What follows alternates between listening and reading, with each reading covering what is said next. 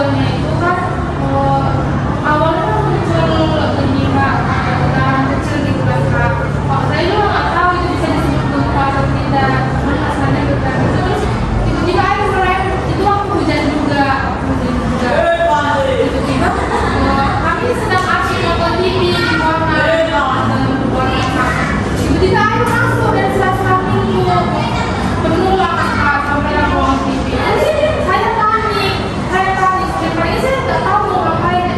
Gimana air di mana gitu kan, teman-teman saya panik. Sudah kami cepat-cepat kan Kak. Sampai ini semua saya bingung mau apa yang mau dipegang duluan. Semua instruksi selamat kening dulu, selamat kening dulu, itu. Jadi saya bingung mau bergerak ke sini atau bergerak ke sana. Saya pikirkan juga gimana orang-orang yang lain yang penting. Jadi saya bingung. Saya pingsan Kak. Jadi setelah pingsan saya nggak tahu apa. Saya bangun sudah ada di pos relawan.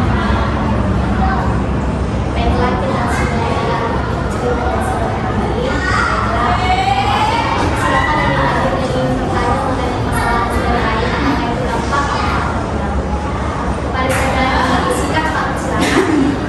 Dari cerita masalah dari saudara lain tadi menceritakan kalau Pak Tanggungnya dan juga apakah pasti ada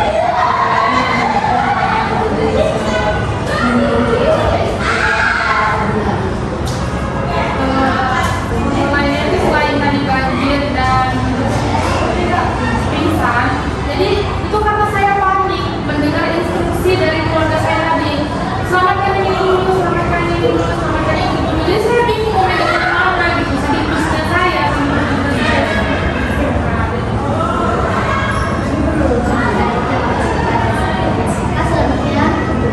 Ibu Fadli. Baiklah, jika tidak ada silakan menunjukkan bahwa dari faktanya yang ditanyakan oleh saudara Jessica bahwa dari saudari Hani itu panik dari orang tua gara-gara anaknya yang meninggal. Baiklah, jadi Jessica ingin mendengarkan apa solusi dari adik-adik terkait permasalahan yang dialami saudari Hani. Ada adik yang silakan kepada saudari Jessica, silakan.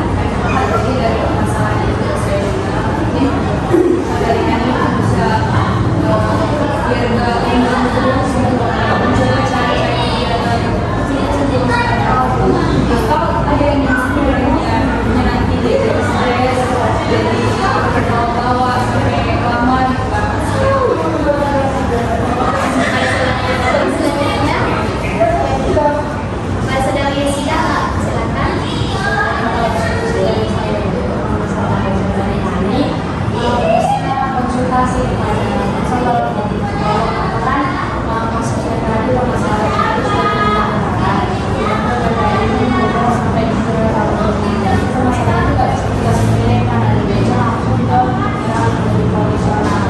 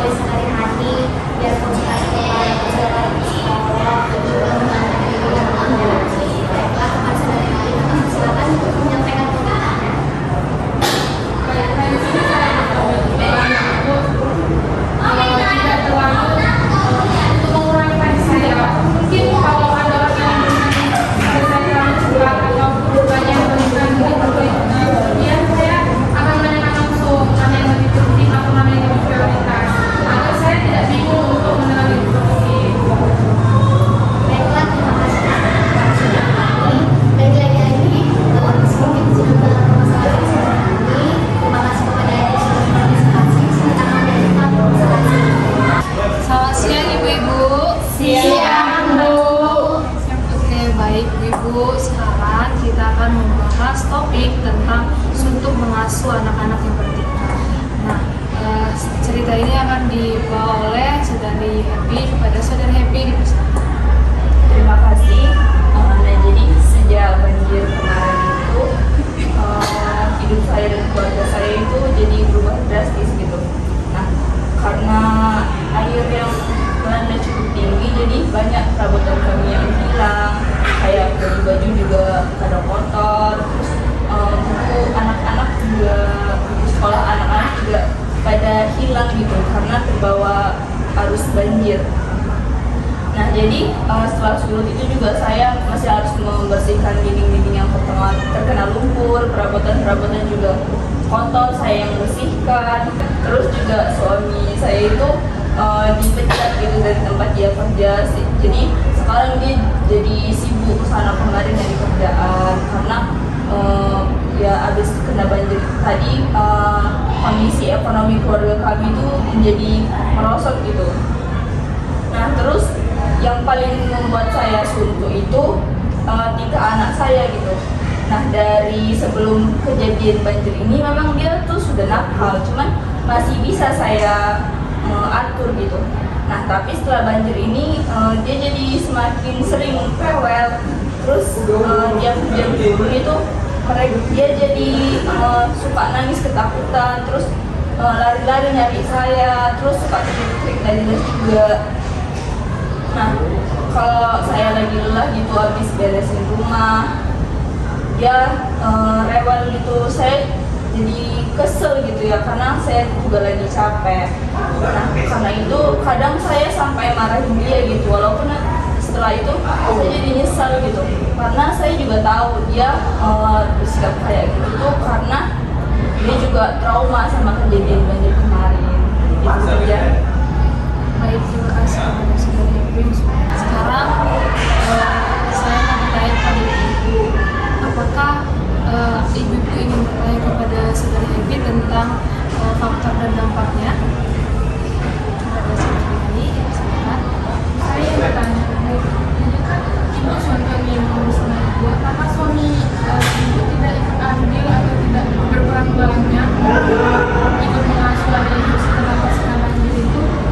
Nah, jadi setelah banjir itu kan suami saya tuh dipecat dari tempat kerjanya. Nah, jadi sekarang tuh dia lagi sibuk cari kerja kesana kemari, makanya jadi saya yang lebih fokus di rumah terus jaga anak saya. Oke, ada lagi yang ingin memberikan pertanyaan kepada saudara Sita? Baik, terima kasih. Selanjutnya saya juga mau bertanya kepada saudari Yati. Dengan saudari Yati kira-kira dampaknya itu sampai separah apa?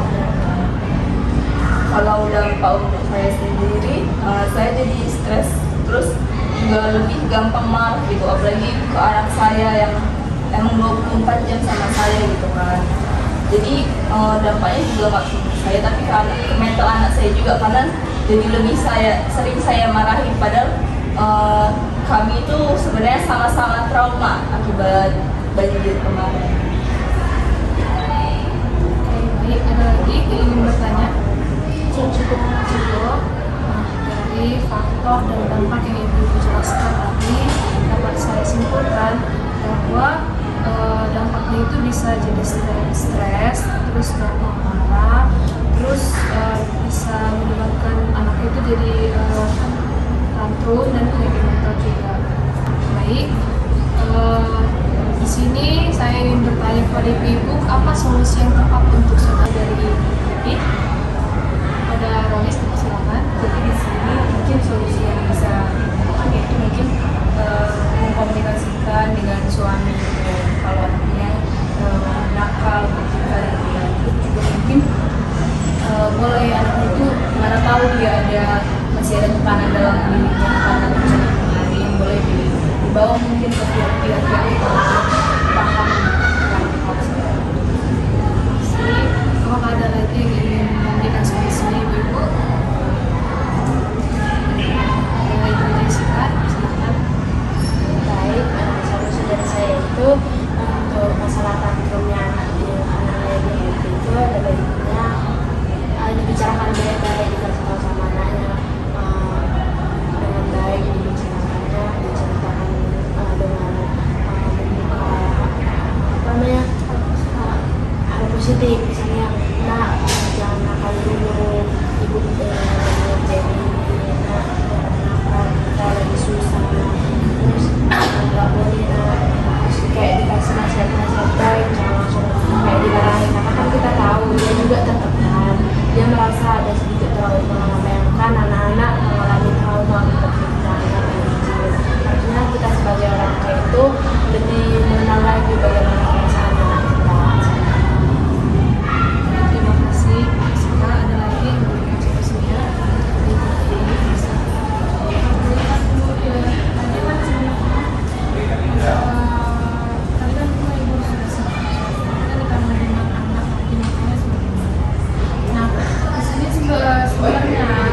yang harus diatasi itu stres ibu yang pertama ini gitu. Karena kalau ibu stres itu bakal nggak bisa juga mengasuh anak yang sedikit nakal. Jadi ibu harus menenangkan diri dulu, cari dulu apa yang bisa dilakukan, baru ibu bisa lebih baik merawat anak ibu.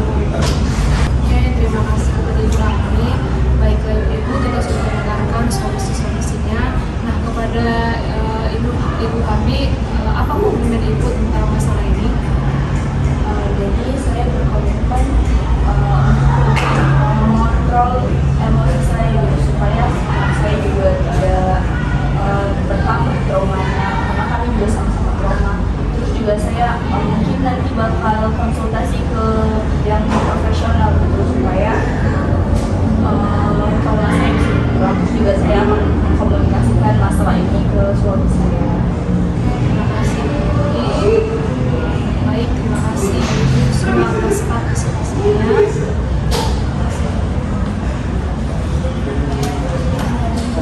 Kalau kita lanjut pembahasan yang selanjutnya. Selamat siang ibu-ibu semuanya. Siang, Bu. Nah, kali ini kita akan membahas topik suntuk melihat suami malas bekerja yang akan diceritakan oleh Ibu Dwi. Ibu Dwi, saya persilakan untuk menceritakan. Di sini saya ingin bercerita. Jadi setelah banjir melanda tempat kami, rumah kami, hidup itu terasa kayak lebih berat aja gitu. Bukan cuma rumah atau barang-barang kami yang rusak, tapi saya melihat kayak suami saya itu semakin malas untuk bekerja. Dia kayak kehilangan semangat untuk bekerja gitu. Saya tahu dia memang saat ini di saat-saat seperti ini kami bahkan kehilangan atau patah semangat karena kami kehilangan semangat. Tapi kan di sini kan posisinya bukan cuma dia aja gitu, saya juga. Jadi saya itu cuma mau kami bangkit sama-sama. Bukan karena dia harus bermasalah sampai ini di situasi yang kayak gini. Terima kasih kepada saudari Dwi. Lalu kepada ibu-ibu sekalian, apakah ada yang menanyakan faktor ataupun dampak yang dialami kepada saudari Dwi? Kepada saudari Jessica. Baik, dari cerita saudari Ibu Dwi tadi tentang masalah suaminya itu malas kerja karena efek dari bencana banjir. Apakah ada faktor penyebab seperti misalnya tadi kan suaminya udah capek nyari kerja, memang lowongan kerja yang nggak ada, atau ada faktor lain? Di sini saya akan menjawab pertanyaan dari saudari Jessica. Nah, setelah banjir itu, tempat suami saya bekerja itu melakukan PHK besar-besaran. Jadi suami saya itu menjadi salah satu pegawai yang kena PHK. Gitu. Tapi kan kita bukan cuma bisa mengandalkan kerjaan itu. Saya itu cuma maunya kan dia bisa mencari pekerjaan lain gitu entah di mana gitu kan, bukan malah bermalas-malasan seperti itu. Terima kasih. Apa ada ibu yang lain yang ingin menanyakan? Terima kasih. Nah, selanjutnya mungkin dari ibu-ibu sekalian ada nggak nih solusi untuk Ibu Dwi terkait permasalahannya? Kepada Ibu Hani, saya persilakan. Jadi saya di sini saya memberikan solusi bilang mungkin yang pertama itu harus dibicarakan dulu secara baik-baik, komunikasi antara suami dan istri. Kita nggak bisa langsung menyalahkan suami atau apa gitu kan. Mungkin ada alasannya, alasan lain mungkin yang ada diketahui. Itu juga perlu tahu kenapa dia seperti itu, apa ada hal lain yang disembunyikannya makanya dia malas. Jadi lebih cocok itu dibicarakan dulu gitu, kemudian cari solusi bersama. Kalau misalnya ibu belum punya anak, ibu juga boleh ya bantu akan cucu. Yang lain, apakah ada ibu? Oke, kepada Ibu Desi. Mungkin solusi kepada itu kita nggak tahu juga masalah seperti ini tadi kan. Mungkin Ibu Dwi ini bisa mengajak suaminya untuk merilekskan diri dulu, seperti kita meningkatkan hobi suami, jalan-jalan. Nah kan dari hal-hal itu kan Ibu Dwi kan dan suaminya semangatnya kan jadi tinggi, dan juga dia tidak akan kayak menyerah, nggak kerja. Kan Ibu Dwi kan jadi merasa stres di rumah, kalaupun nggak punya anak seperti Ibu Hani itu bisa membantu juga suaminya. Terima kasih. Apakah ada yang lain? Kepada Ibu Jessica. Baik, solusi untuk Ibu Dwi itu bisa tadi kan udah dibicara dari pihak kerjanya, bisa dibicarakan baik-baik atau bersama-sama mencari kerja. Karena kan Ibu Dwi juga butuh kerja biar langsung membangun ekonomi yang sudah merosot. Juga dengan suami sama-sama mencari kerja, karena dalam keluarga itu kan nggak bisa kerja sendiri. Kemudian bisa dengan buka usaha kecil-kecilan dulu dari sisa uang tabungan dari misalnya usaha jualan makanan, supaya karena kan kalau lowongan kerja pasti susah karena dari cara kerja ada baiknya untuk buka usaha kecil-kecilan dulu. Terima kasih. Apakah ada yang lain? Terima kasih ya. Jadi Bu Dwi, seperti jawaban dari Ibu yang lain, Ibu Dwi itu bisa lebih mengkomunikasikan hal ini kepada suaminya gitu, menceritakan kira-kira gimana supaya suami itu bisa sadar gitu, terus juga bisa pergi liburan gitu, supaya semangat Ibu Dwi dan suaminya bisa lebih membara gitu, lebih muncul. Nah, setelah itu saya ingin Ibu Dwi memberikan komitmennya. Baik, di sini saya akan berkomitmen, saya akan lebih sabar menghadapi sikap suami saya, dan saya akan lebih membicarakan hal tersebut baik-baik, berkomunikasi dengan baik sama suami saya. Terima kasih. Nah, tadi kan kita udah membahas banyak topik. Nah, selanjutnya saya ingin teman-teman sekalian untuk apa nih pengetahuan yang didapat dari konseling kelompok kita pada hari ini. Oke, kepada Jessica terlebih dahulu. Baik, dari kegiatan konseling kelompok kita telah membahas berbagai topik, mulai dari rasa stres, terus mengasuh orang tua, stres mengasuh anak, kemudian belum lagi suami yang malas kerja. Dan itu kita tahu bahwa dampak dari banjir ini sangat luas dan sangat berisiko bagi kita. Dimana setiap hari itu kita akan mendapatkan suatu hal-hal yang pasti negatif dan merugikan. Terima kasih. Selanjutnya kepada Saudari Dwi. Jadi pengetahuan yang saya dapat itu banyak sekali ternyata orang-orang yang mengalami masalah setelah masalah banjir ini gitu. Tapi terlepas dari itu ternyata masih banyak solusi-solusi dari teman-teman yang akan bisa dijadikan jalan keluar nanti untuk para. Selanjutnya kepada Saudari Rolis. Baiklah, di sini pengetahuan yang saya dapat itu ternyata setelah banjir itu tidak hanya membuat kerugian dari harta benda, tapi juga ada kerugian dari segi fisik kita, bahkan mental kita juga itu terganggu pasca banjir. Terima kasih. Selanjutnya kepada Saudari Jessi. Baiklah, terima kasih Kak. Pengetahuan saya dapat itu dari saya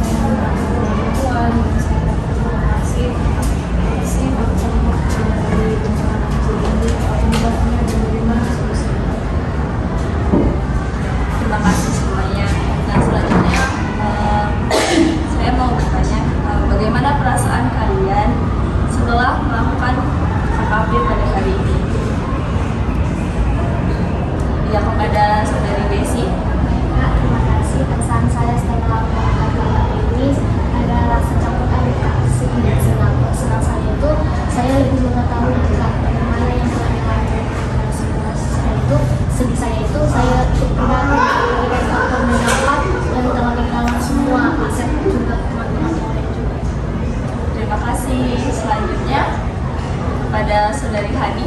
Jadi perasaan saya itu Kak, saya merasa terpadu juga tadi kan. Dan melihat tuh banyak keluarga juga yang merasa susah gitu. Saya prihatin, tapi kalau dari sini juga saya juga merasa lega dan senang karena tadi banyak solusi yang bisa disampaikan dan Muhammad yang malam. Terima kasih. Selanjutnya kepada saudari Dwi. Jadi di sini Kak, saya merasa lega karena saya sudah menceritakan apa yang saya pendam selama ini. Selanjutnya kepada saudari Jessica. Baik Kak, perasaan yang timbul setelah kita melakukan kelompok ini, saya merasa bahwa setiap masalah yang kita hadapi, baik itu seburuk apapun itu, pasti ada jalan keluarnya asal kita mau mencoba dan berusaha untuk keluar dari zona yang kita tidak suka. Terima kasih. Selanjutnya kepada saudari Reva. Jadi Kak, perasaan saya sebenarnya lagi rasanya baru, tapi di konseling ini saya merasa lebih lega Kak. Saya bisa menceritakan masalah saya pada teman-teman yang harus kembali. Terima kasih. Yang terakhir kita dengar dari saudara Alis. Kalau hari ini saya merasa sedih karena sudah bisa menceritakan kondisi. Saya juga merasa sedih ternyata teman-teman saya juga merasakan masalah meskipun masalahnya agak sama dengan saya. Terima kasih. Nah, terus saya ingin tahu nih kira-kira apa tindakan saudari-saudari untuk kedepannya. Kepada saudari Hani. Jadi tindakan yang saya ambil yang tadi saya juga berkeluarga ini, saya harus lebih berkomunikasi karena saya tidak putus hubungan terus bersiap. Terima kasih. Selanjutnya kepada saudari Desi. Baiklah Kak, terima kasih. Sedangkan saya itu Kak, saya kedepannya akan membangun dari kesejahteraan kepada saya Kak, supaya kami itu lebih sportif lagi Kak.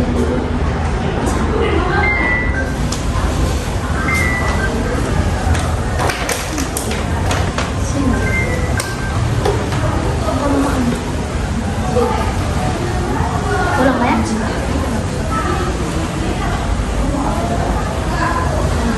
Baik Kak, terima kasih. Tindakan saya ke depan itu Kak, saya akan bertindak untuk jadi ke depannya membentuk tali kesadaran secara masyarakat di keluarga saya Kak, supaya kami tidak merenung terus Kak, dan tidak stres tidak pasal dan jalan antara kami. Terima kasih. Selanjutnya kepada saudari Alis. Jadi tindakan yang akan saya lakukan yaitu saya akan mengupayakan untuk melakukan pencegahan Kak. Karena kan karena ada bencana jadi saya memiliki masalah seperti yang sudah kami ceritakan. Jadi jika kami sudah melakukan tindakan pencegahan bencana yang pastinya mungkin masalah-masalah ini tidak akan terjadi. Terima kasih. Selanjutnya kepada saudari Reva.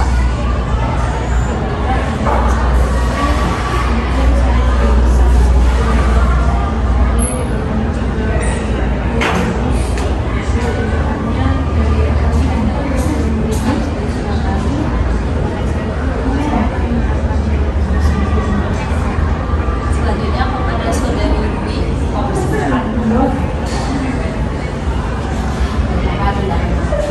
Jadi saya akan menerapkan solusi-solusi yang telah diberikan mendampingi ini. Dan terakhir dari saudari Jessica.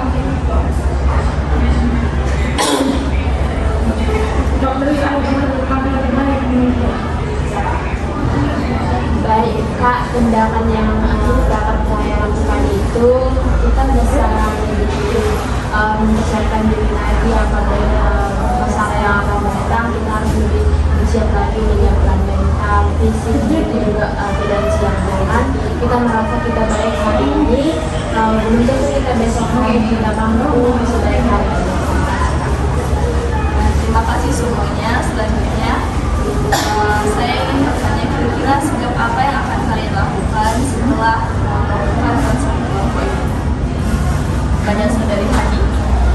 Setiap saya kalau ditugaskan untuk mengambil tindakan, saya akan tugas agar tidak terjadi retaknya hubungan di dalam keluarga saya.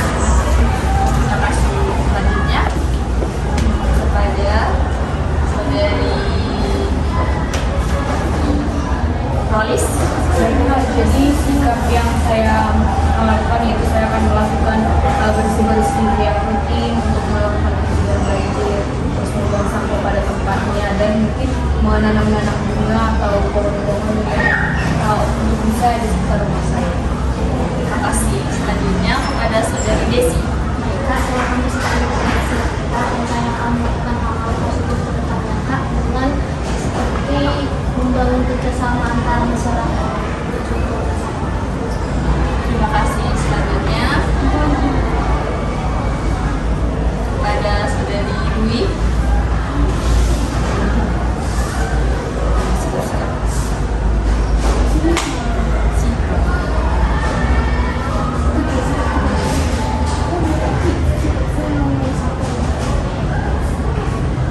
Sikap saya akan mengenalkan dari resolusi tadi gitu. Penting.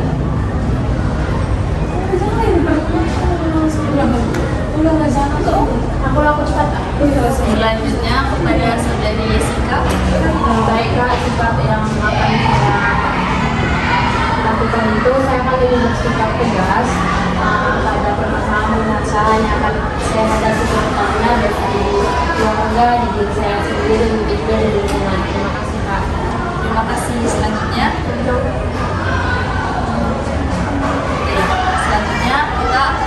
selanjutnya saya akan menanyakan kira-kira tanggung jawab apa yang akan saudari-saudari lakukan. Dimulai dari Reha. Saya akan menerapkan tadi ilmu yang sudah saya pelajari di KKP. Terima kasih. Selanjutnya kepada saudari Jessica. Baik Kak, tanggung jawab akan saya lakukan itu saya akan menjaga lingkungan sekitar saya, menjaga kesehatan saya, menjaga mental saya Kak. Terima kasih. Selanjutnya kepada saudari Desi. Jadi saya akan berusaha untuk melakukan hal yang positif, di mana saya akan membangun keluarga saya dan masyarakat untuk rutin membersihkan area rumah atau area sekitar mereka, serta menjalankan tali persaudaraan yang lebih tinggi supaya kami menjadi solidaritas kami. Terima kasih. Nah selanjutnya saya ingin bertanya kira-kira pesan dan pesan apa yang ada pada perang ini. Dimulai dari Rolis. Jadi pesan dan pesan saya bahwa saya merasa senang dan terkesan dengan KKP ini karena kami dapat membahas permasalahan-permasalahan yang ada, serta kami dapat menerima solusi-solusi dari teman-teman saya dan teman-teman. Jadi pesan saya mungkin biar waktu kita boleh melakukan kegiatan KKP ini. Terima kasih. Selanjutnya kepada saudari Hani. Di sini pesan saya berpesan saya itu saya bisa mendengarkan masalah-masalah dari teman saya. Saya belum mengalaminya, tapi ternyata dengan itu saya mengenalkan pengalaman saya bagaimana tentang hubungan berkeluarga dan lingkungannya. Pesan saya ke depannya harus lebih membangun keluarga di rumah tangga, tidak boleh langsung dulu dan harus mengeluarkan satu sama lain. Nah, terima kasih kepada teman-teman sekalian. Jadi berakhir sudah kegiatan konseling kelompok kita pada hari ini. Nah,